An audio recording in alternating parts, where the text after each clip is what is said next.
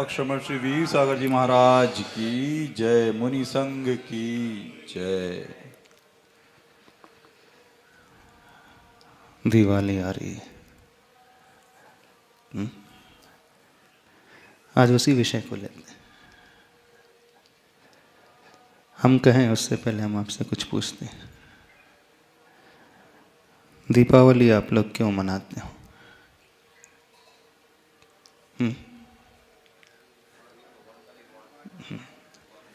Purpose क्या है मनाने का?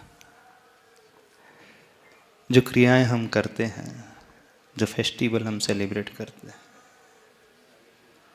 कुछ ना कुछ उद्देश्य तो होता है। कुछ फेस्टिवल्स होते हैं, पर्व होते हैं, वो सांसारिक होते हैं, जहाँ हम एंजॉय करते हैं, खुशियाँ मनाते हैं, घूमते फिरते हैं, बर्थडे सेलिब्रेट करते हैं, पार्टीज करते हैं। हाँ, लेकिन कुछ फेस्टिवल्स धार्मिक होते हैं।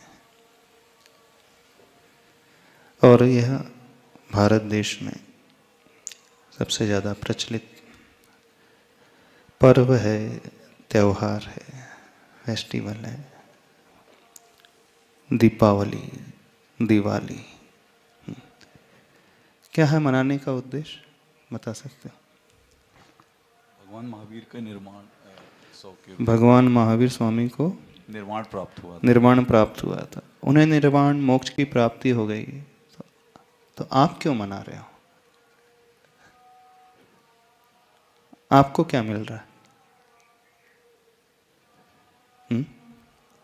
जैसे उनको निर्माण प्राप्त हुआ, हम भी ऐसी भावना भाते हैं महाराज जी। अच्छा, ऐसी भावना से आप दिवाली मनाते हो? हाँ महाराज जी। क्यों, यही भावना रहती है? सही से बताओ, कौन सी भावना रहती है आपके मन में? एक उमंग रहती है, उत्साह रहता है, चूंकि चारों तरफ चकाचौंध रहती है, लाइटिंग रहती है, खुशियों का माहौल रहता है, इस कारण आप भी इसमें सम्मिलित हो जाते हैं। ऐसा क्या उद्देश्य होता है? कभी सोचा है आपने? किसने सोचा है? अच्छा ये बताओ। क्रिया कर रहे हो, देखा देखी कर रहे हो, है ना? सब कर रहे हैं, इस कारण आप भी फॉलो करने लगे। जो यंग जनरेशन है शायद उन्हें तो बिल्कुल भी नहीं पता होगा। यंग तो छोड़ दो, ओल्ड जनरेशन को भी शायद नहीं पता होगा। हाँ, तुम्ही कसाला सेलिब्रेट करता? सांगू शकता? हाँ हाँ, अरे भिरू नका ना.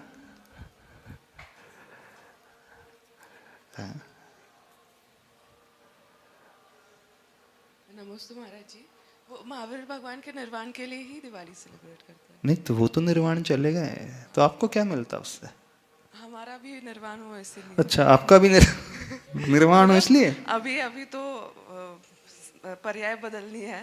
हाँ, फिर बाद में पर्याय बदलनी है, फिर बाद में निर्वाण हो, इसलिए सोचते हो? ऐसा सोचते हो?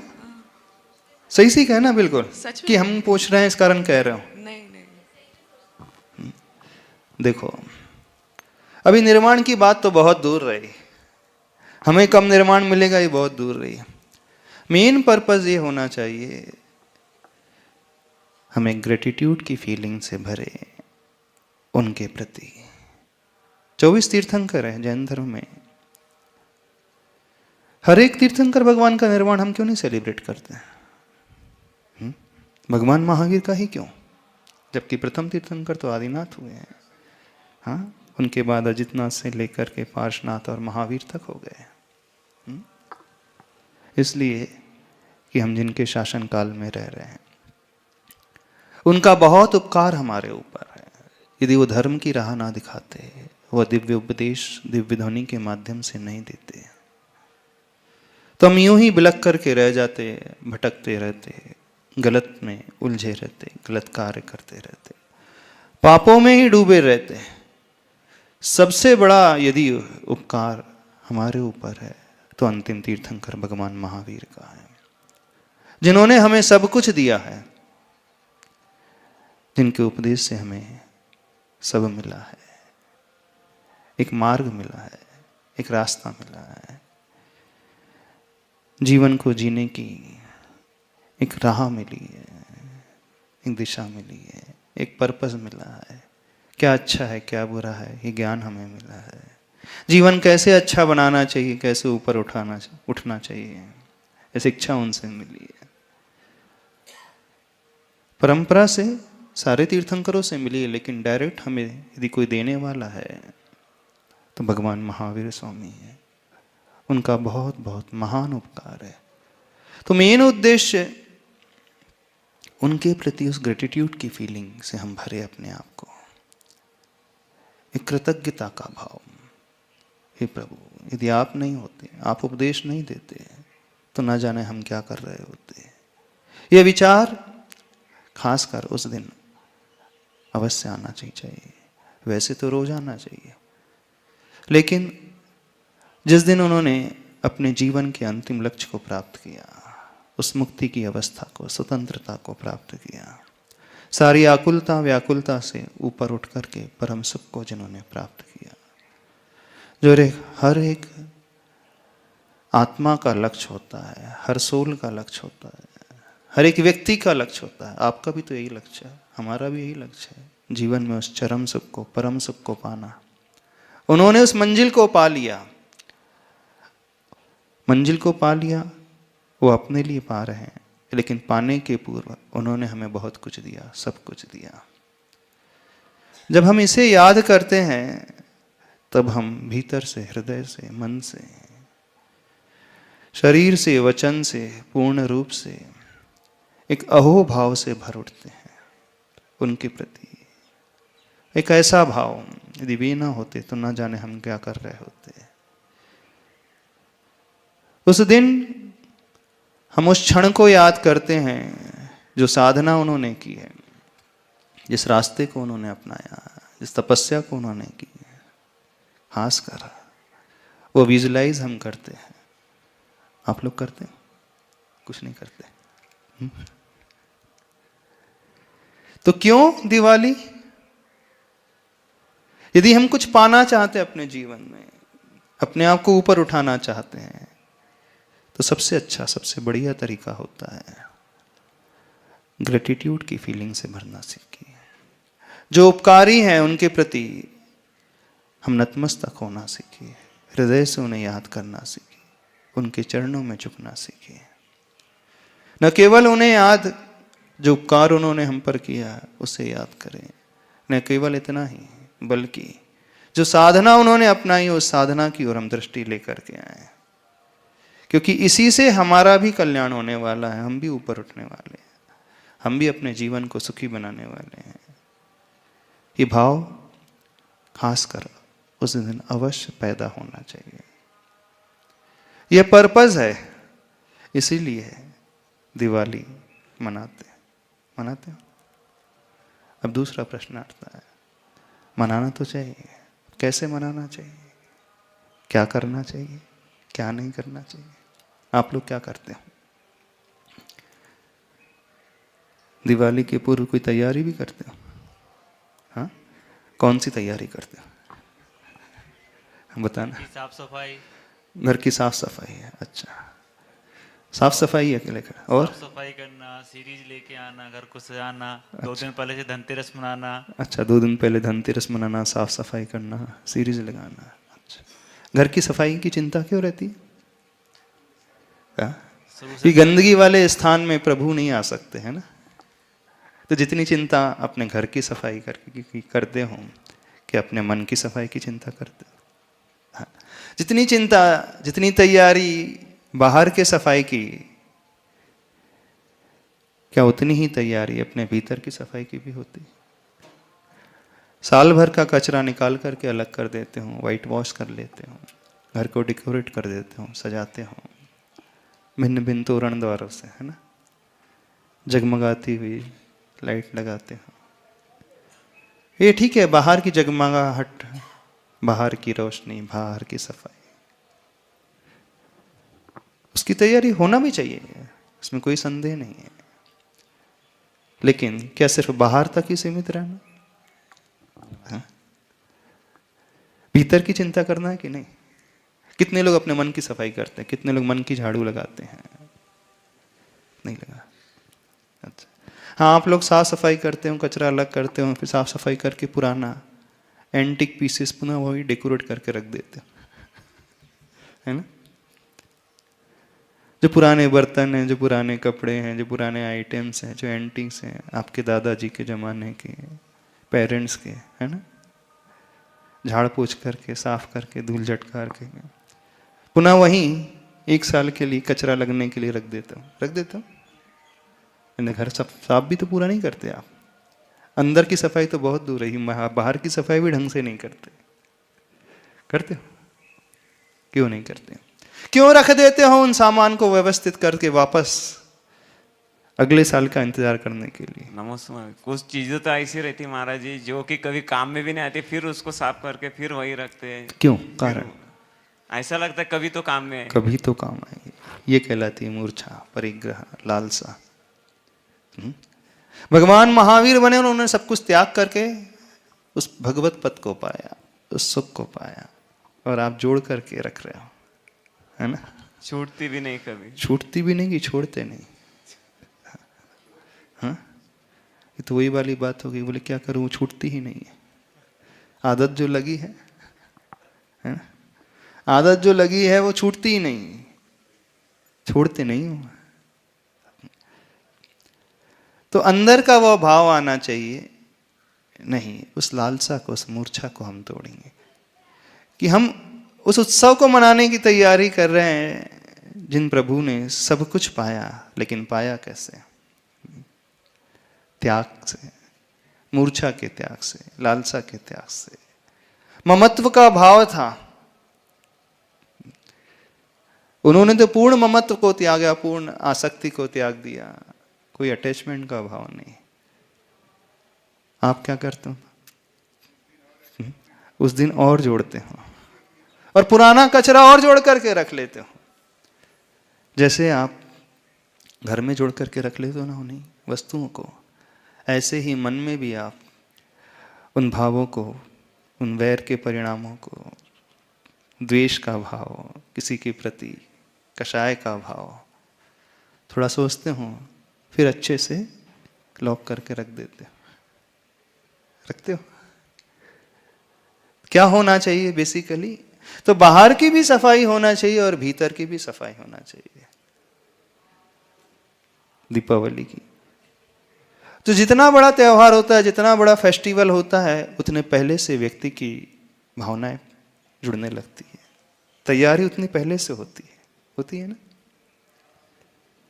एक उमंग रहती है, एक उत्साह रहता है। तो अपने मन को ऊपर उठाने के भी लिए भी तो एक तैयारी करना चाहिए।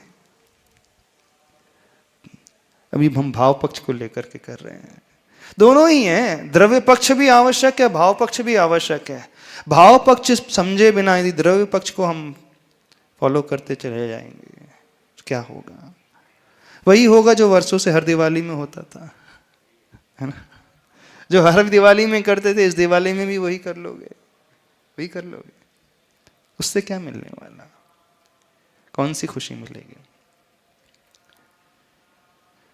दिवाली नाम है जिसका। कैसे बना है शब्द दीपावली? दीपों की जहां आवली होती है, पंक्तियां होती है, सजाया जाता है। अथवा मराठी मध्ये काय म्हणते? दिवाला, दीपक को दिवा म्हणते ना?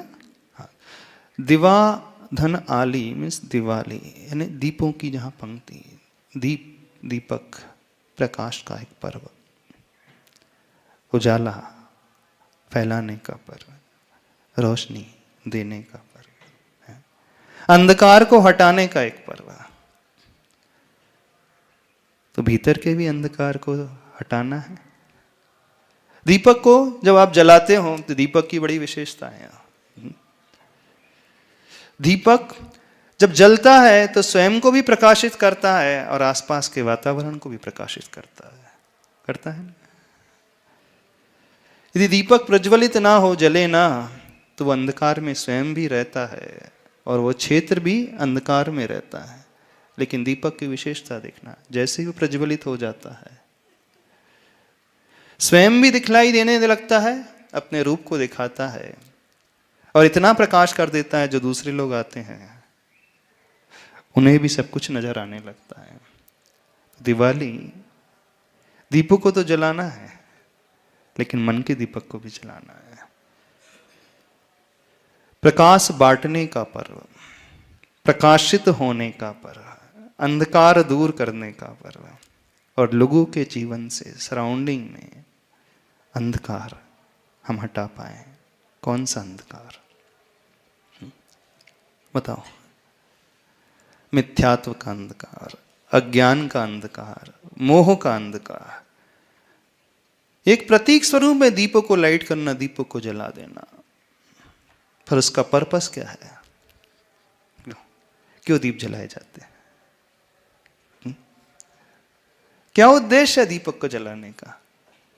दीपक अपने आप में सबसे बड़ा मांगलिक माना जाता है, बहुत मांगलिक होता है। शुद्ध घी का दीपक हो तो वह आसपास के एनवायरनमेंट को भी प्यूरिफाई करते चला जाता है, ऑक्सीजन को भी वहां पे प्रोड्यूस करते चले जाता है। शुद्ध घी का टॉक्सिक मटेरियल है उसे हटाते चले जाता है ना। लेकिन आजकल आप लोग द्रव्य पक्ष को भी भूल गए, आप टॉर्च जलाने लगे हैं, चाइनीज लाइट जलाने लगे। क्यों? वही जलाने लगे ना, वो सीरीज लेकर के आते हैं रेडीमेड, दीपक को भूल करके वो बैटरी वाला दिखता है, वो दीपक के आकार का, आर्टिफिशियल दीपक दिखता है, वो दीपक के आकार का, लेकिन क्या वो पर्पस को सॉल्व करता है? आप कहोगे कि महाराज जी बुझता नहीं है ना? नहीं, जो दीपक होता है, घी का दीपक होता है, वातावरण को शुद्ध करता है, वहां के आसपास की वर्गणाओं को शुद्ध करता है, पॉजिटिविटी से वो भरता है। आप लोग सिर्फ देखा देखी, प्रकाश होना चाहिए बस प्रकाश को पैदा कर लेते हो। लाइट जलाने का नाम दिवाली नहीं है।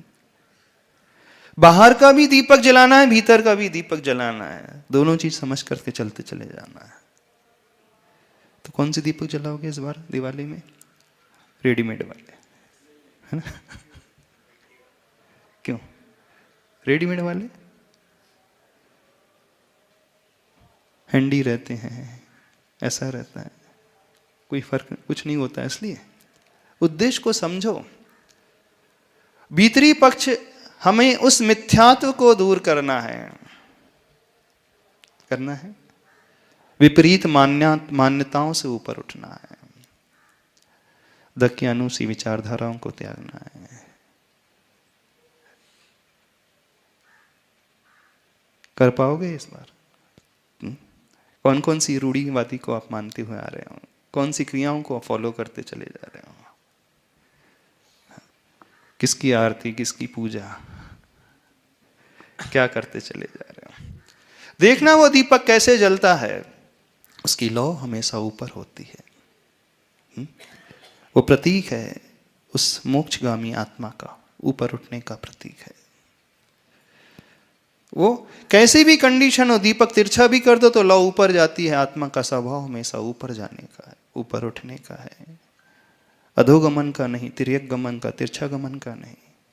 जब जब उस लौ को देखो, सोचना मेरे भीतर भी, शरीर के भीतर एक आत्मा है, क्या मैं उसे ऊपर उठाने की कोशिश कर रहा हूँ कि नहीं कर रहा हूँ? कि मैं तिरछा भाग रहा हूँ, नीचे की ओर भाग रहा हूँ? शुद्ध घी का दीपक जो है कभी धुआं पैदा नहीं करता। मिट्टी के तेल का दीपक हो तो वहां धुआं पैदा होता है। वो निर्धूम दीपक जलता है, धूम पैदा किए बिना जलता है। वो धुआं प्रतीक है कषायों का, लालसाओं का, इच्छाओं का। जैसे वो दीपक जल रहा है धुआं के बिना, हमारे भीतर भी हम उन कषायों को, धुआं को कहीं पैदा तो नहीं कर रहे हैं, यह भी देखना है। भगवान महावीर के मोक्ष को, पर्व को मना रहे हो, कषाय छोड़ने की बात करते हो, कषाय जोड़ने की बात करते हो? मतलब जिसके प्रति वैर पाल करके चल रहे हो उसे भी आप क्षमा नहीं कर पाते हो। जो तीव्र लालसा भीतर है उसको भी आप कम नहीं कर पा रहे हो, इच्छाएं और बढ़ती चली जा रही है। क्या हो रहा है, बोलिए। दूसरी पहलू से महाराज जी, दूसरी जो रूढ़ी है, जैसे वही पूजन है, लक्ष्मी पूजन है, धन पूजन है, झाड़ू की पूजन है, अब ये सब भी मान्यता है, अभी तक तो करते ही आ रहे हैं, लेकिन आगे कैसा करना है इस पे भी थोड़ा। हाँ। दिवाली से पहले धनतेरस आती है ना, 2 दिन पूर्व। उस दिन क्या करते हो? धन की पूजा करते हो, लक्ष्मी की पूजा करते हो। अच्छा, तो उससे बहुत सारा धन आ जाता होगा। जो जो धन की पूजा करते होंगे, जो जो लक्ष्मी देवी की पूजा करते होंगे, उनकी तिजोरी हमेशा भरी रहती होगी। ऐसे ही है। धनतेरस नहीं है बेसिकली, वो धन्यतेरस है। 2 दिन पूर्व भगवान महावीर स्वामी जी ने पूर्ण रूप से अपने सारे योगों की क्रियाओं को विराम देने की कोशिश की। योग से मतलब मन वचन काया की जो एक्टिविटीज होती हैं, जो चंचलपना है, उसको पूर्ण शांत करने की कोशिश की। क्योंकि हमारा योग ही है, हमारे मन का स्वभाव ही है, हमारे वचनों का और काय का स्वभाव ही है, हमेशा वो चंचल रहता है। मन हमेशा कुछ ना कुछ उठपटांग सोचते रहता है। हमारे मुख से न जाने ऐसे वैसे शब्द निकलते रहते हैं, हमारे शरीर से ऐसी वैसी क्रियाएं होती रहती हैं। कर्म सिद्धांत ये कहता है, जब जब ये शरीर की क्रिया, वचन की क्रिया, मन की क्रिया होती हैं, तब तब यह आत्मा बहुत सारे कर्मों को अट्रैक्ट करती है, आश्रव करती है, आत्मा से चले जाती है, चिपकाते चले जाती है। और कर्म ही है जो हमें दुख देता है, संसार में भटकाता है, पीड़ित करता है, परेशान करता है। मुक्ति को पाने के लिए सारे बंधनों को तोड़ना होता है, और उस बंधन को तोड़ने के लिए वो अभ्यास सबसे महत्वपूर्ण अभ्यास।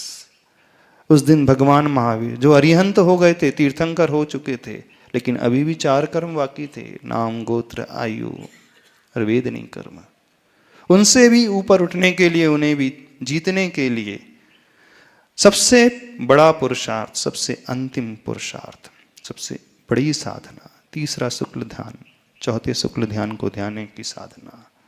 तो मन वचन काय की समस्त क्रियाओं को वो रोकने की प्रैक्टिस शुरू कर देते हैं, पूर्ण अभ्यास शुरू हो जाता है। क्योंकि इसके बाद जो रिजल्ट निकल करके आएगा, जो इसका इफेक्ट पैदा होगा, वो परम स्वतंत्रता का इफेक्ट, परम मुक्ति का इफेक्ट, उस मोक्ष का फल की प्राप्ति। और वो फल यदि प्राप्त हो जाएगा तो फिर वो हमेशा के लिए रहेगा, अनंत काल के लिए, इन्फिनिटी पीरियड्स के लिए। अब वो कभी भी सुख नष्ट नहीं होगा। शरीर भी एक बंधन था, उस बंधन को भी तोड़ने के लिए वो अग्रसर हो जाते हैं।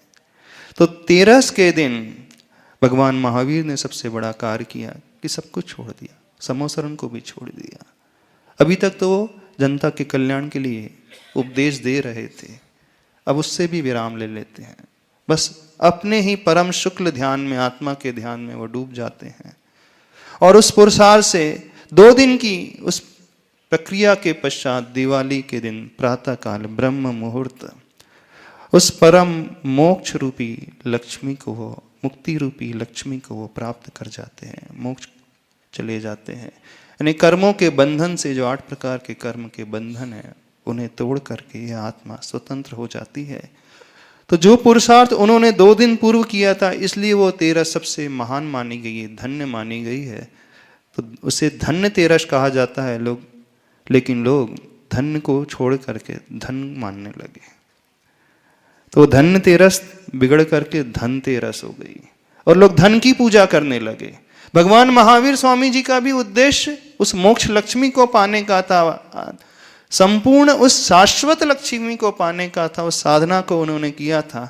लेकिन संसारी जीव जब जब लक्ष्मी की बात आती है तो उसे धन दिखने लगता है, पैसा दिखने लगता है। तो वो उस धनतेरस को धन की पूजा करने लगता है। और क्या करता है, क्या खरीदी करते हैं उन दिन? चांदी खरीदते हैं, सोना चांदी बर्तन खरीदते हैं, धर्म के नाम पे करते हैं ना, यूटेंसिल बर्तन खरीदते हैं, अथवा सोना खरीदते हैं, अथवा चांदी के बर्तन खरीदते हैं। हाँ, धर्म बर्तन खरीदना कोई बुराई नहीं है, लेकिन इसमें धर्म छिपा हुआ है, यह सोच करके सोना चांदी बर्तन आदि नहीं खरीदना। नहीं है तो मूर्ता कहलाएगी, मूर्ता का अर्थ होता है बेवकूफ़ी वाली क्रियाएं जिसमें कोई सिर पैर नहीं। हाँ, आप उस दिन खरीदिए बर्तन, चांदी के बर्तन खरीदिए, लेकिन क्या सोच करके, मैं पूजा का सेट खरीदूंगा जिससे भगवान की पूजा कर सकूं। खरीदना ही है आपको, धनतेरस में खरीदो ना आप चांदी का। हाँ, उस दिन आप सोने की माला खरीदिए, इससे मैं जाप करूंगा। और है तब डिनर सेट खरीद लीजिए चांदी का, इससे मैं मुनिराज के लिए आहार दान दूंगा। इतना अफोर्ड नहीं कर सकते हैं तो एक छोटा सा सेट खरीद लीजिए, एक छोटा सा पीस खरीद लीजिए, चांदी का जग खरीद लीजिए, चांदी की थाली, चांदी के गिलास, जो भी खरीदना है, लेकिन धर्म मान करके नहीं, यह मान करके कि मैंने आज तक अपने द्रव्य को जोड़ा था, मोह को बहुत बढ़ाया था, मैं इस मोह को थोड़ा कम कर रहा हूं। वैसे कम नहीं हो रहा है, फिर भी जो विषयों में मैं इन्वेस्ट करता था, सोने के हार, चांदी के बर्तन, चांदी के ज्वेलरी अथवा जो भी खरीदता था, वहां मेरी मूर्छा और पोषित होती थी, पुष्ट होती थी, मोह बढ़ता था। मैं खरीद रहा हूं लेकिन धर्म ध्यान के लिए खरीद रहा हूं। तो आप चांदी के बर्तन खरीदोगे ना, उससे भगवान की पूजा करोगे। कलश खरीदोगे, झाड़ी खरीदोगे, भगवान का अभिषेक करोगे। सोने चांदी की माला खरीदोगे, उससे जो है धर्म ध्यान और बढ़ेगा। महाराज जी, मान्यता तो ऐसी कि धनतेरस के दिन खरीदते हैं तो फिर पूरे साल ऐसा रहता है कि वो बनी रहती है लक्ष्मी की आवक। हाँ, तो आप वही तो हम तरीका बता रहे हैं, तो धर्म के लिए खरीदो ना, तो उससे आपका धर्म भी पुष्ट होगा, शुभ कर्मों का आश्रय भी होगा और आपके जीवन में खुशियां भी आती रहेगी। लेकिन आप विषय कषायों के लिए खरीदोगे तो वहां पाप का ही आश्रय होने वाला, और कुछ नहीं होने वाला। समझने की कोशिश करो। तो धन तेरस बिगड़ कर के धन तेरस हो गई है, और लोग जो हैं उस धन रूपी लक्ष्मी को ही पूजने लगे हैं और उसी का संग्रह उस दिन करते हैं। दिवाली के दिन क्या होता है? दिवाली के दिन भी किसी की पूजा होती, लक्ष्मी देवी की पूजा होती। अच्छा, एक बात बताना, जापान में भी लक्ष्मी देवी की पूजा होती, यूएस में, जर्मनी में। सबसे बड़ी इकोनॉमी वर्ल्ड वाइड कौन सी है? First number US, second Japan, third Germany, fourth China. ये सीक्वेंस हाँ, ठीक है। यूएस, चाइना, जापान, जर्मनी, जितनी भी top economies of the world हैं, वहां कौन सी देवी की पूजा होती है? हम ये पूछना चाहते हैं। हाँ, जहां इंडिविजुअल बहुत टॉप लेवल में है, फाइनेंशियली बहुत टॉप लेवल में है, टॉप 50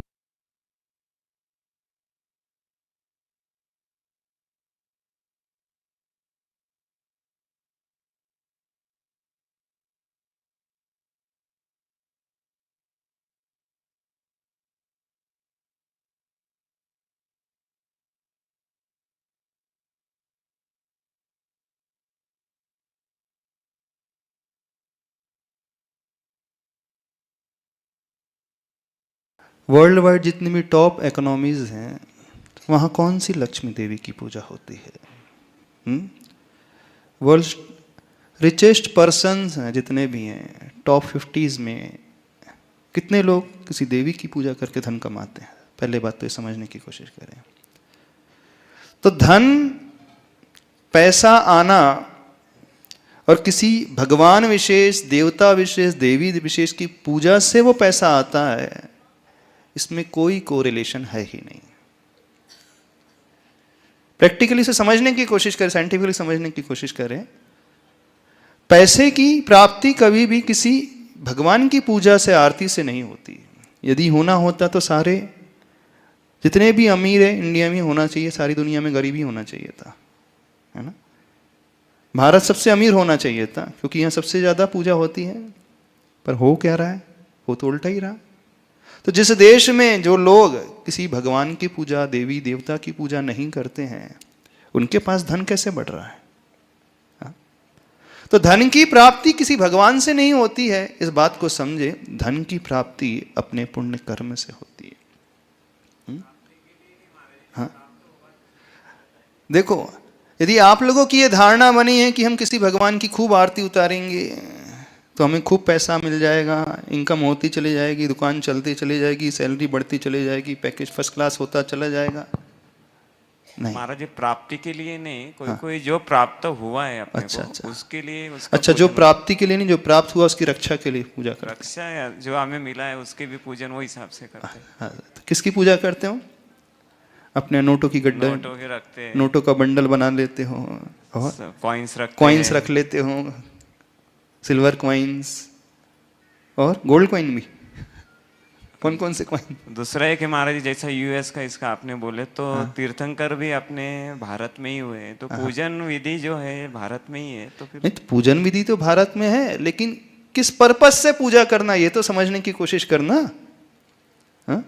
तो धन पूजा से आता है, किसने कह दिया? धन तो मेहनत से आता है, धन तो नॉलेज से आता है, टेक्निकल स्किल से आता है, सही कला से आता है, सही व्यापार से आता है, बिजनेस की टेक्निक से आता है, इनोवेशन से आता है, पुण्य कर्म से आता है। यदि हम धर्म को भी धर्म से जोड़ना, धर्म को धन से जोड़ना चाहते हैं तो पहले इस बात को समझने की कोशिश करें। वह पुण्य कर्म आपको धन देने वाला साबित हो जाएगा, तो हम उस पुण्य कर्म को कमाने की कोशिश करें जो आपको धन दे। एक बड़ा अच्छा संस्मरण सुनाते हैं। आचार्य भगवान के पास जब अन्य महाराज जी थे, पुराने 40 साल पुरानी बात है, एक गरीब व्यक्ति आता है, बड़ा दुखी, बड़ा परेशान, जिसके पास कोई भी सुविधाएं नहीं थी, खाने के लिए भी नहीं था। सोचा कि आचार्य भगवान के पास जाना चाहिए। सुना था आचार्य भगवान बहुत प्रसिद्ध हैं, ख्याति प्राप्त हैं, साधक हैं, उनके आशीर्वाद से बड़ी बड़ी समस्याएं दूर हो जाती हैं।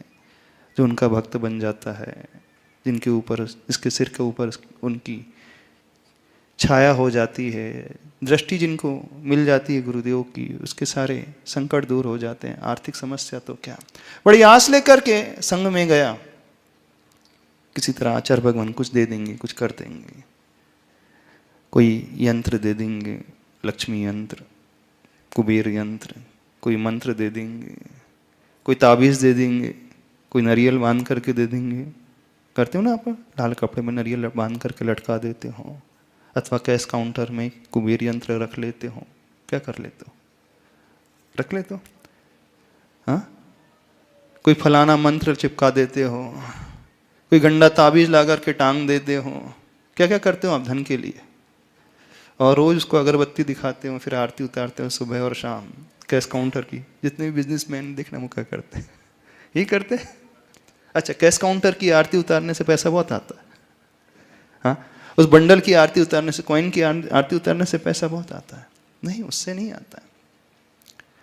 पर जैसा उसने देखा था कि गुरुओं के आशीर्वाद से बहुत कुछ मिल जाता है, धन भी मिलने लगता है, तो इसी आस को लेकर के आचार्य भगवान के पास जाने की भावना से आया, संग में गया।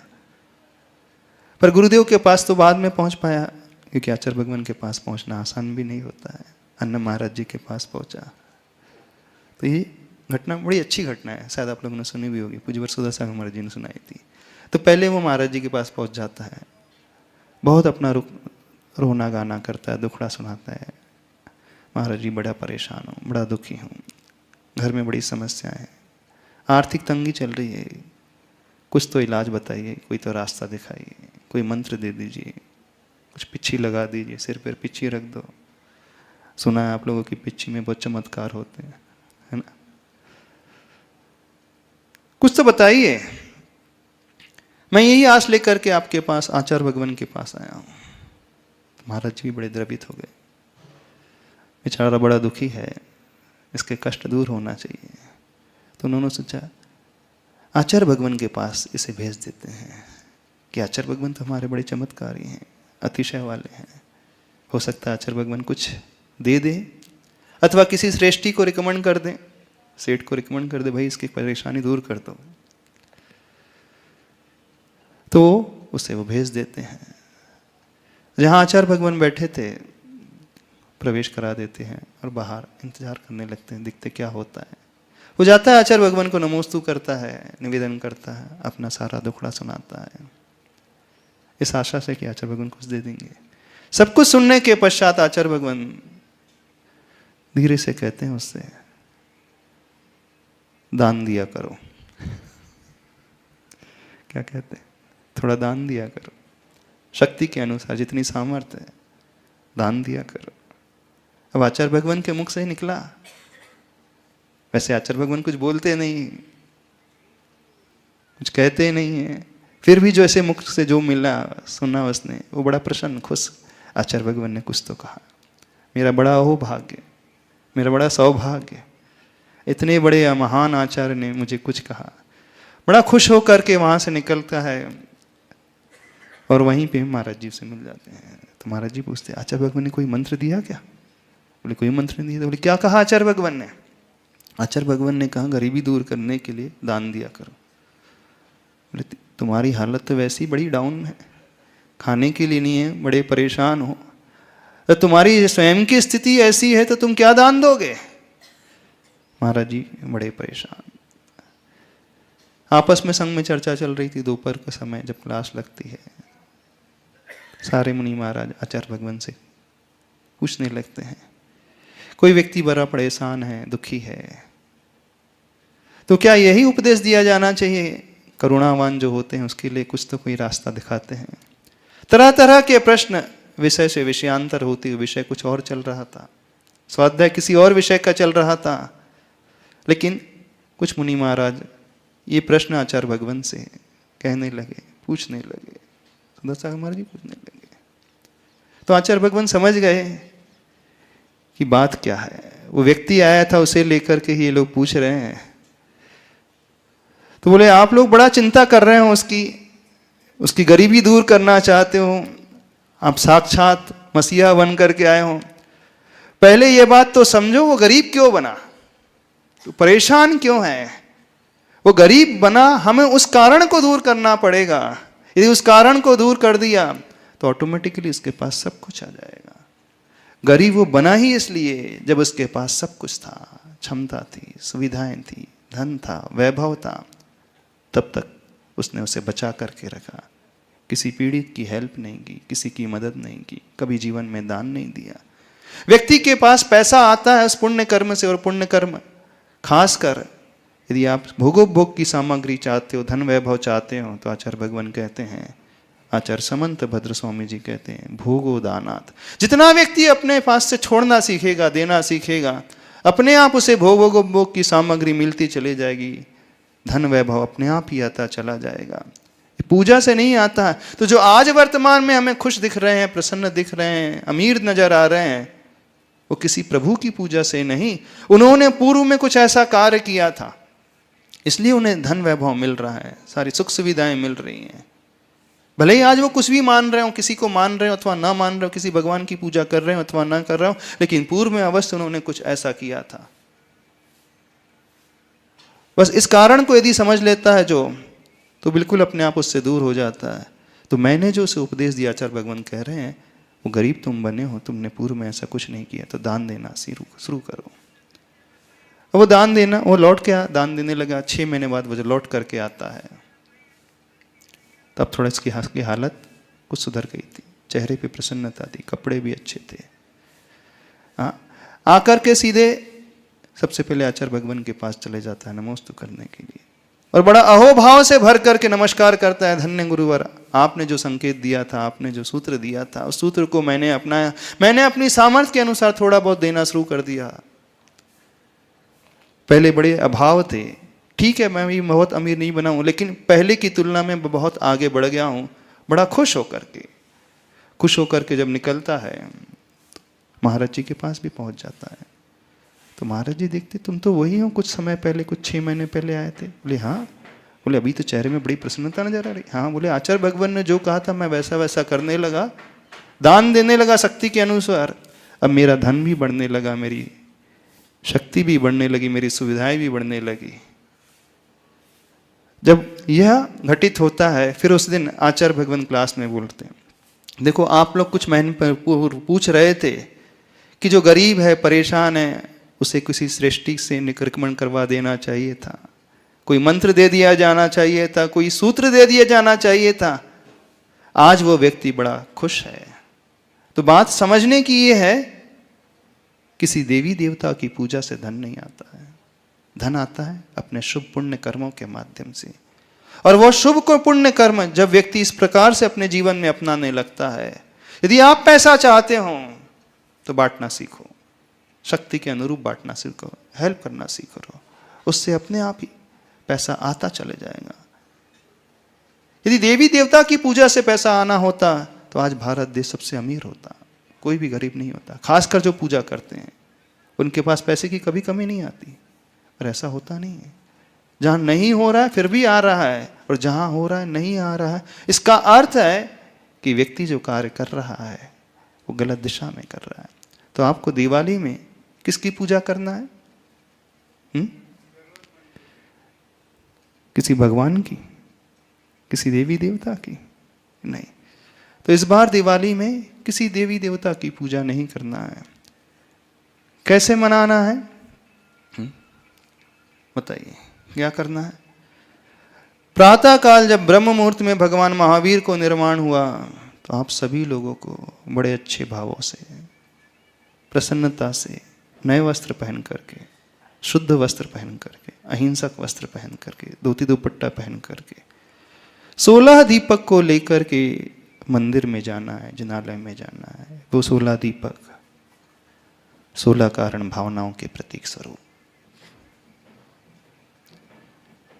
प्रातः काल जाकर के महावीर अष्टक पढ़ो, थोड़ा सा महावीर भगवान का ध्यान करो। यदि ध्यान नहीं कर सकते तो भक्तामर का पाठ करो, और उस लाडू को लेकर के जाना है, निर्वाण लाडू को। वो लाडू प्रतीक है, भीतर भी मिठास और बाहर भी मिठास को लिए हुए। वो लाडू पूर्ण है, वो प्रतीक है प्रभु की पूर्णता का प्रतीक, आत्मा की पूर्णता का प्रतीक। उसे चढ़ा करके ये भाव अपने भीतर भाना है बड़े अच्छे से। ये भाव अपने भीतर भाना है, प्रभु जो तुमने अपने जीवन में पाया है, मुझे अभी अपने जीवन में वही साधना करना है। सामान्य भावों से पूजा नहीं करना। रोज हो सकता है आप सामान्य भावों से करते हो, उस दिन विशेष भावों से, विशेष महिमा से भगवान महावीर को इस महिमा से देखना, हे प्रभु आप अनेकानेक रिद्धियों से संपन्न हो, 64 रिद्धियों से संपन्न हो। एक एक रिद्धि की वो जाप देना शुरू कर देना, पढ़ने लगना। यदि आपको मंत्र चाहिए तो हम मंत्र भी देते हैं। सबसे पावरफुल मंत्र हैं रिद्धि मंत्र, गंधर्व वलय के मंत्र। वे मंत्र का जाप, उन मंत्रों का जाप मुनिराज भी करते हैं, आचार्य भगवान भी करते हैं। सबसे प्राचीन यदि मंत्र मिलता है तो गौतम स्वामी गंधर के द्वारा दिया हुआ मंत्र है। जब आप पूजा करते हो तो उसमें आता है 64 रिद्धियों का वर्णन। एक एक रिद्धि का जाप करते चले जाओ, एक एक रिद्धि का पाठ करते चले जाओ, सब कुछ आपको मिलते चले जाएगा। उस दिन, दिवाली के दिन, हाँ हम भी गणेश जी की पूजा करते हैं, पर गणेश कौन कहलाते हैं? जो गणों के ईश होते हैं। गण का अर्थ होता है मुनियों का समूह, साधुओं का समूह। जो दिगंबर साधु होते हैं, जो साधना करते हैं, उनके स्वामी जो होते हैं वो कहलाते हैं गणों के ईश। यानी उन गणेश की हमें आरती उतारना है, वे गौतम गणधर। संध्या काल के समय जिन गौतम गणधर ने केवल ज्ञान रूपी ज्योति को प्रकट किया था, तो संध्या काल की पूजा जो है सूर्यास्त के पूर्व अपने घर में करना है, लेकिन किसी की मूर्ति नहीं, प्रतीक स्वरूप। आपको जैसे ही मिल जाएंगी, पुस्तक है यहाँ पर, पूज्य वसुधा सागर की से पुस्तक छपी है, देखिए इसमें भगवान महावीर की तस्वीर है, गौतम स्वामी गणधर की एक फोटो है। वैसे हम फोटो की पूजा नहीं करते, सिर्फ प्रतीक स्वरूप, ताकि आपका ध्यान उस ओर लग जाए। और संध्या काल के समय 16 दीपक जलाना है, और एक एक दीपक में 4 चौरलाओं को प्रकट करना है। 16 × 4, 16 × 4, ये हो जाएगा 64। ये 64 ज्योति जो है 64 रिद्धियों का प्रतीक है। इन प्रतीक को इस प्रकार से ध्यान में रखते हुए उन रिद्धियों का आपको ध्यान करना है। घर का जो मुखिया है शुद्ध वस्त्रों में, पूरा परिवार शुद्ध वस्त्रों में, और सनसेट के पहले 3 बजे के पश्चात, सूर्यास्त के पूर्व ही वो पूजा हो घर के पूजा स्थल में, जहां भी आपका घर का पूजा स्थल हो। ईशान कोण हो सकता है अथवा पश्चिम हो सकता है, पूर्व मुखी अथवा उत्तर मुखी बैठ करके समस्त लोग, इस पुस्तक में एक विधि दी है, आपको पुस्तक मिल जाएगी, उस विधि को पढ़ करके, उस तस्वीर को लगा करके, और पास में ही जिनवानी को विराजमान करके, और एक अखंड दीपक जलाते हुए, प्रज्वलित करते हुए, अष्ट द्रव्यों से, बड़े सुंदर द्रव्यों से, अच्छे अच्छे द्रव्यों से, हो सके तो चांदी के बर्तन में द्रव्यों को सजा करके जैन पद्धति के अनुसार जो पूजा विधि बताई है उसी पूजा विधि के अनुसार से पूरा पढ़ते हुए, विनय पाठ आदि पढ़ते हुए जो पूजा आप करते हैं, भगवान का अर्घ चढ़ा करके गौतम स्वामी गणधर देव की, जिन्होंने क्या केवल ज्ञान ज्योति को प्रकट किया था, उनकी पूजा करना है। और वो 64 जो लौ होंगी वो 64 रिद्धि का प्रतीक होंगी और बड़े अच्छे भावों से भर कर के प्रत्येक सदस्य मिलकर के वो पूजा करे। और यदि आप धन चाहते हो तो उसका भी इलाज है, बस एक एक मंत्र की जाप करते चले जाना। हो सके तो रात भर ड्यूटी बना करके जाप करते चले जाना। एक एक मेंबर आधा आधा घंटे तक वह जाप करता चला जाएगा तो ये जाप जो है सबसे पावरफुल मंत्र वाली जाप है। एक एक मंत्र में बहुत बड़ी शक्ति समाई हुई है। कई कई देवता आकर के उस मंत्रों की रक्षा करते हैं। कौन से मंत्र हैं?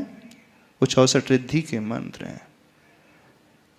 आप यदि अपना मनोबल बढ़ाना चाहते हैं, अपना काय बल बढ़ाना चाहते हैं तो ओम ह्रीम मनोबल रिद्धिधारी ऋषिभ्यो नमो नमः, ये आपको पुस्तक मिल जाएगी, उसका जाप करना है।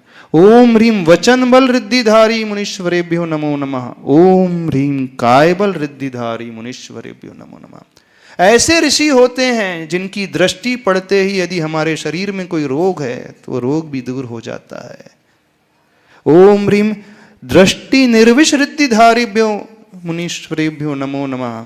ऐसे ऋषि होते हैं रिद्धि से संपन्न जिनका आशीष का हाथ उठ जाए तो आशीर्वाद में वो चमत्कार, वो शक्ति होती है कि सारे विघ्न बाधाएं, सारे रोग शरीर के दूर हो जाते हैं।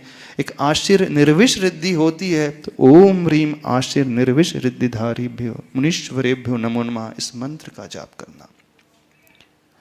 आप अपनी तप की शक्ति बढ़ाना चाहते हो अथवा अपने रोग को दूर करना चाहते हैं तो ऐसे ऐसे रिद्धि से संपन्न मुनिराज होते हैं जिनके शरीर से स्पर्श की हुई हवा यदि हमें टच कर जाए तो हमारे शारीरिक रोग दूर हो जाएंगे। ओम ह्रीम आमर्ष औषधि रिद्धिधारी ऋषिभ्यो नमो नमः। जिनका मल भी जो है दवा का काम करता है, मलौष रिद्धिधारी ऋषिश्वरेभ्यो नमो नमः। जिनका पसीना भी मेडिसिन का काम करता है, जलौषध रिद्धिधारीश्वरे मुनीश्वरेभ्यो नमो नमः। जिनका पूरा शरीर का एक एक रोम जो है दवा का काम करता है, सर्वौषधि रिद्धिधारीश्वरे ऋषिश्वरेभ्यो नमो नमः। आपको रोग दूर करना है, उनकी जाप दो, अपने आप आपके शरीर से रोग दूर हो जाएंगे। आप यदि घर चाहते हो, चलो एक ऐसी रिद्धि संपन्न मुनिराज होते हैं जहां उनके आहार आ जाते हैं, चक्रवर्ती का कटक सेना भी आकर के भोजन कर ले तो भोजन समाप्त नहीं होता है। पूरे एक छोटी सी कुटिया में लाखों नहीं करोड़ों लोग भी आ जाएं तो वो समाहित हो जाते हैं। ओम ह्रीम अक्षीण महानश रिद्धिधारीश्वरेभ्यो मुनीश्वरेभ्यो नमो नमः। ओम ह्रीम अक्षीण महालय रिद्धिधारीश्वरेभ्यो मुनीश्वरेभ्यो नमो नमः। और सामूहिक मंत्र है ओम ह्रीं चतुष्षष्टि रिद्धिधारी ऋषिश्वरेभ्यो नमो नमः। बस रात भर इस जाप को करते चले जाओ, सबसे पावरफुल मंत्र है। इस मंत्र की जाप से क्या होगा? अभी आप क्वेश्चन कर सकते हो, महाराज जी आप ही कह रहे थे मंत्र से कुछ नहीं मिलता है। अब हम कह रहे हैं जब आप इस मंत्र को पढ़ोगे और उन रिद्धिधारी मुनिराज से अपने आप को कनेक्ट करोगे तो जो उनकी पावरफुल वर्गणाएं हैं, आज भी वे मुनिराज इस देश में नहीं पूरे 2.5 द्वीप में विचरण कर रहे हैं, आपका कनेक्शन उनसे जुड़ता चला जाएगा और एक ऐसे साता वेदनी और पुण्य कर्म का आश्रय करोगे, वह पुण्य कर्म आपके लिए कार्यकारी हो जाएगा। तो आपको बैठ करके घर में क्या करना है? सूर्यास्त के पहले ही पूरा परिवार सामूहिक रूप से जो जैन विधि से पूजा की पद्धति बताई गई है उससे पूजा करना है। और पूजन होने के पश्चात एक अखंड दीपक जला करके उसके सामने हो सके तो रात के 12 बजे तक कम से कम इन 64 रिद्धियों का जाप सिर्फ करते चले जाएं। और पूजा होने के पश्चात 5 दीपक को लेकर के मंदिर में जाना है, प्रभु की आरती उतारना है। जहाँ गुरु महाराज है उनकी आरती उतारना है 5 दीपक को ले जा करके।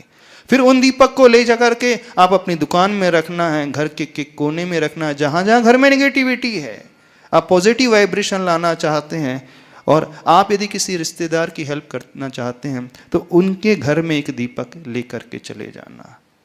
और ये पूजा हो जाने के पश्चात फिर एक दूसरे के पास मिलने के लिए जाएं, ये सही तरीका होता है, सही विधि होती है दीपावली को मनाने की। भगवान महावीर ने अहिंसा को पालन करके उस मुक्ति को पाया था। तो नो फायर क्रैकर्स, कोई फटाके नहीं।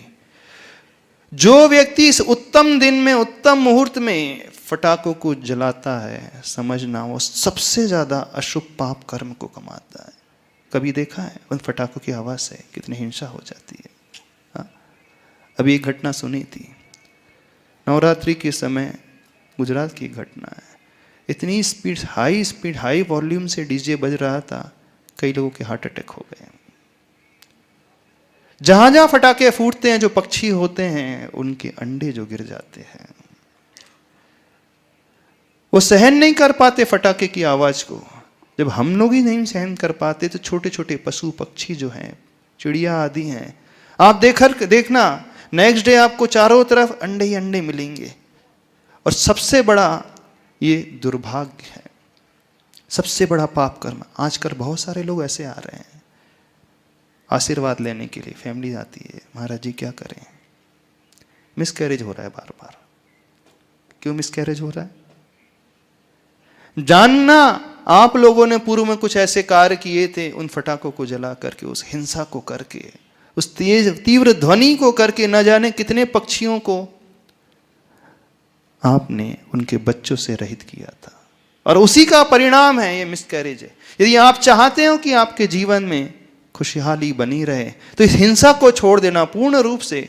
कोई भी व्यक्ति हिंसा ना करे, ये सबसे ज्यादा पाप कर्म को कमाने वाला है। वातावरण को पॉल्यूट कर देता है, ध्वनि पोल्यूशन हो नॉइस पोल्यूशन होता है, कई जीवों की हिंसा हो जाती है और स्वयं की भी हिंसा हो जाती है। आप लोगों ने देखे होंगे ऐसे कई घटनाक्रम, सुने होंगे। तो यह एक संकल्प, चूंकि ये अहिंसा का पर्व है, मोक्षगामी जीव की आरती पूजा करने का, उतारने का पर्व है, तो हम अपने जीवन में कोई हिंसा नहीं करेंगे, किसी प्रकार के फायर क्रैकर्स नहीं, न फुलझड़ी, न चक्री, न फटाके, क्या क्या जलाते हो, हाँ, रॉकेट्स, अनार, न जाने कितने प्रकार। जैन धर्म के अनुसार दिवाली जो है वो नव वर्ष का प्रथम दिन माना जाता है। और नव वर्ष के प्रथम दिन यानी आप रात को मंगल से शुरुआत करोगे तो आपका पूरा वर्ष बहुत शुभ जाएगा। और उस दिन यदि आप अमंगल से शुरुआत करोगे तो पूरा वर्ष अमांगलिक जाएगा, अशुभ जाएगा। कुछ शकुन शास्त्र के अनुसार कुछ मंगल चिन्ह होते हैं और कुछ अमंगल चिन्ह होते हैं। देखना, यदि आप रास्ते से जा रहे हो, प्रातः काल की बेला में आपको एक गाय का बछड़ा दूध पीते हुए मिल जाए, मांगलिक चिन्ह माना जाता है, आपका कार्य अवश्य सफल होगा। आपको कोई भरा हुआ कलश आते हुए मिल जाए तो आपका कार्य सफल होगा, मांगलिक चिन्ह माना जाता है। दिगंबर मुनि राज के आपको दर्शन हो जाए प्रातः काल की बेला में और नए वर्ष की प्रातः काल की बेला में तो सबसे बड़ा मांगलिक। और आपको प्रभु के दर्शन हो जाए तो सबसे बड़ा मांगलिक हो जाता है। ये तो हो गया मांगलिक चिन्ह।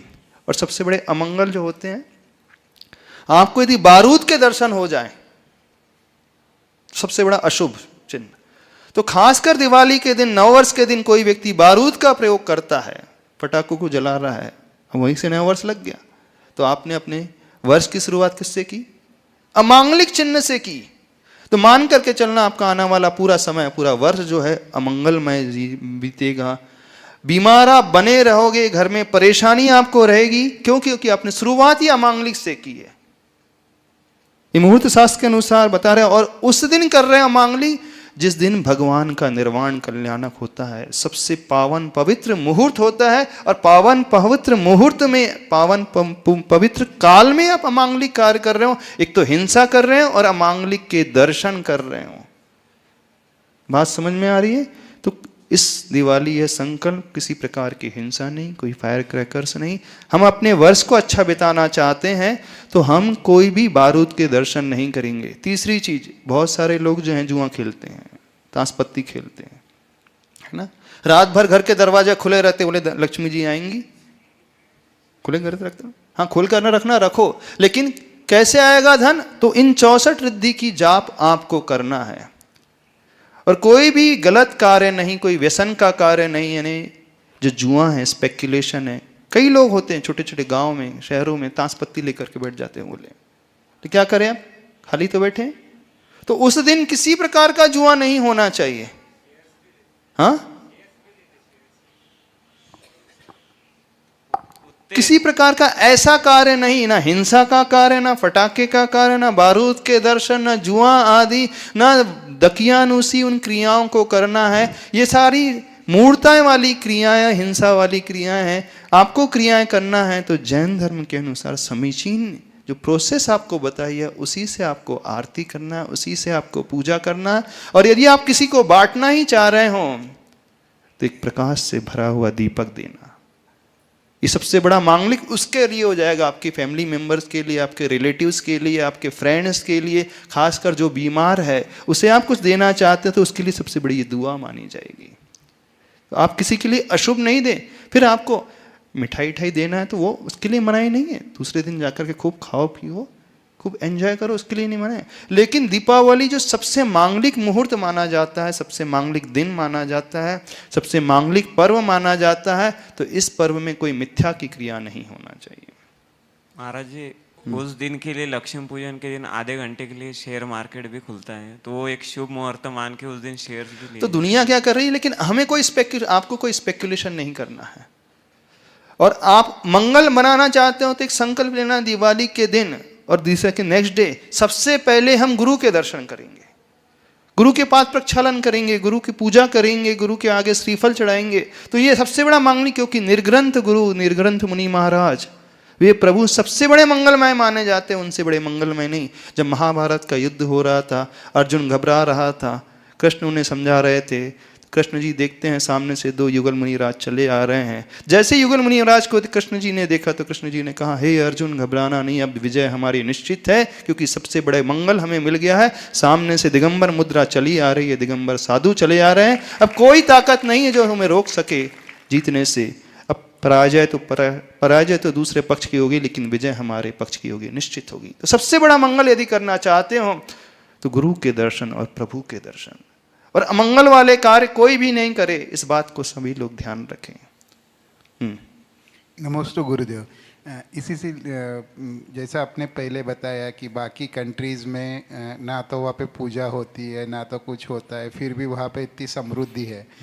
तो वही लोग जो इतने सारे फायर क्रैकर्स बस्ट करते हैं, इतनी सारी शराब जो ये करते हैं, ना तो किसी मुनि ऋषि मुनियों की पूजा करते हैं, ना तो कुछ करते हैं, तो क्या वो सब उनके कर्मों का ही फल माना जाए? पूर्व करत कर्म है, उसका फल उन्हें आज मिल रहा है, अब अभी गलत करेंगे उसका फल भविष्य में भुगतेंगे। तो हमें किसी भी प्रकार की मिथ्या की क्रिया को दीपावली के दिन नहीं करना है। समझ में आ रही बात? और दूसरा एक प्रश्न, जो हम लोग प्रायः देखते हैं कि दिवाली के दिन भगवान के सामने तो लोग 5-5 किलो के लड्डू लेके आएंगे, और उसी मंदिर के बाहर अगर कोई उनको मांगेगा तो उसको एक लड्डू भी नहीं देंगे, तो ये क्या है? गलत है पूर्ण रूप से। वात्सल्य का पर्व है, एक दूसरे के लिए अच्छा सोचने का पर्व है, एक दूसरे की हेल्प करने का पर्व है। भगवान महावीर स्वामी ने अपने जीवन में जो कार्य किया था उस कार्य को हमें अपने जीवन में अपनाना है। जिस साधना को उन्होंने किया था उस साधना को हमें अपनाना है। कोई डाउट तो नहीं है क्या करना है और क्या नहीं करना है दिवाली में? उसको कंक्लूड कर देते हैं। हाँ, तो सबसे पहले धनतेरस जो आ रही है, बेसिकली वह धन्य तेरस है, न कि धनतेरस है। धर्म मान करके उस दिन कोई भी सोने चांदी के बर्तन न खरीदे। हाँ, जीवन में धर्म को पैदा करने के लिए आप चाहे तो चांदी की पूजा के बर्तन खरीद सकते हैं, सोने चांदी की माला खरीद सकते हैं, आहार दान के लिए आप बर्तनों का सेट खरीद सकते हैं, ताकि मुनियों को योग्य पात्र को आहार दान दोगे तो वह आपका जीवन जो है धन्य हो जाएगा। और धन्य होते ही वो बहिरंग धन लक्ष्मी भी आपको प्राप्त हो जाएगी और अंतरंग धन लक्ष्मी भी आपको मिल जाएगी। दूसरी बात, दीपावली कैसे सेलिब्रेट करना है? तो इस दिवाली कोई मिथ्यात्व की क्रिया नहीं, प्रातःकाल मॉर्निंग में सवेरे उठ करके हो सके स्नान करके शुद्ध वस्त्र पहन करके सबसे अच्छे पहले मेडिटेशन करना है, उन महावीर प्रभु का ध्यान करना है, महावीराष्टक स्तोत्र पढ़ना है, भक्तामर स्तोत्र पढ़ करना है, और घर से 16 दीपक प्रज्वलित करके प्रभु के मंदिर जाना है, उनकी आरती उतारना है। फिर उसके बाद अभिषेक, शांति धारा और पूजन करना है। दोपहर के पश्चात सूर्यास्त के पूर्व जैन विधि से आपको पूजन करना है। घर के स्वच्छ कॉर्नर में, पूजा स्थल में, घर का मुखिया जो शुद्ध वस्त्र में हो सके तो अतखरका के आदि धोती दुपट्टा पहन करके पूरा परिवार पूर्व अथवा उत्तरमुखी बैठ करके वो प्रभु की जो तस्वीर है गौतम स्वामी जी की तस्वीर को सामने लगा करके जिनवाणी को विराजमान करके, और किसी प्रकार की कोई देवी देवताओं की मूर्ति को विराजमान नहीं करना है, शुद्ध घी के दीपक जला करके अष्ट द्रव्यों से पूजा करना है, और उन दीपकों में 4 लौ को प्रज्वलित करना है। तो ऐसे वो 64 रिद्धि के प्रतीक स्वरूप 64 लौ हो जाएंगी, और एक अखंड दीपक शुद्ध घी का जलाना है, और बड़े भक्ति भाव से और अतिशय से सहित होकर के 64 रिद्धि की जाप देना है, और उन भगवान की पूजा विशेषता से सहित करना है। प्रभु आप एक एक रिद्धियों के स्वामी हैं। पूजा के पश्चात उन दीपकों को 5 दीपक को मंदिर में ले जा करके प्रभु की आरती उतारना है। गुरु है नगर में तो गुरु की आरती उतारना है, और अपने घर के कॉर्नर में एक एक दीप को प्रज्वलित करना है ताकि नेगेटिव वाइब्रेशन दूर हो जाए।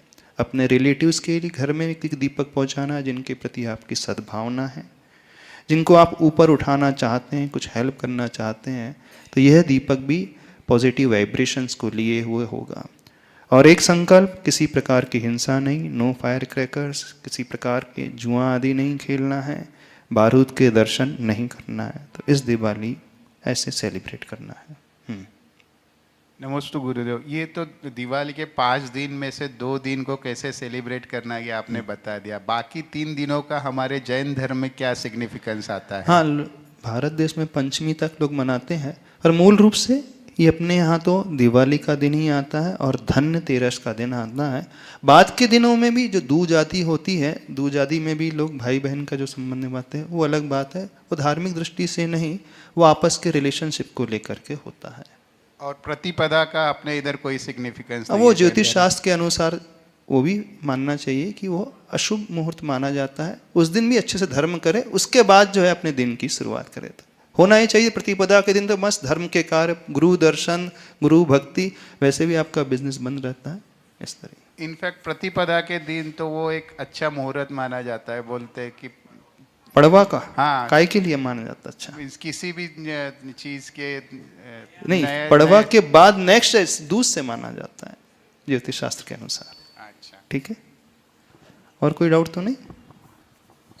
नमस्ते गुरुदेव। गुरुदेव, ये घर के, अब किसका ऑफिस होता है, किसका हॉस्पिटल है, किसका ये, वो क्या करना चाहिए घर के लिए? एक चीज और रह गई है, अपने यहाँ किसी प्रकार के शस्त्र की पूजा नहीं बताई है, ना गाड़ी की पूजा करना है, ना आपके यहाँ दुकान में तराजू, बाट, लीटर, मीटर, लैपटॉप, कंप्यूटर, किसी की पूजा नहीं करना है। हाँ, जिससे आप पूजा कर रहे थे दिवाली के दिन, जो शेषाक्षत बचते हैं, मंगलाष्टक पढ़ कर के उन शेषाक्षतों को और जगह जा कर के विसर्जित कर देते हैं, बस इतना ही में है।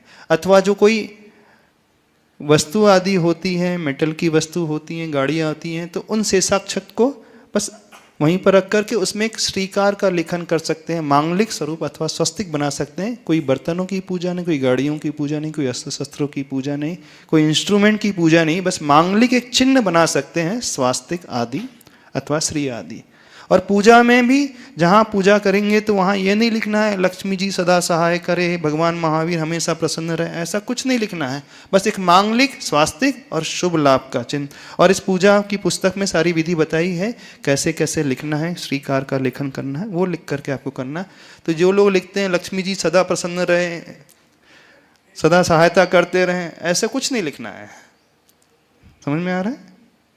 ठीक है, इतना ही रखते हैं, अभी समय हो गया है। मूल्याचार्य परमेष्टि गुरुदेव श्री विद्यासागर जी महाराज।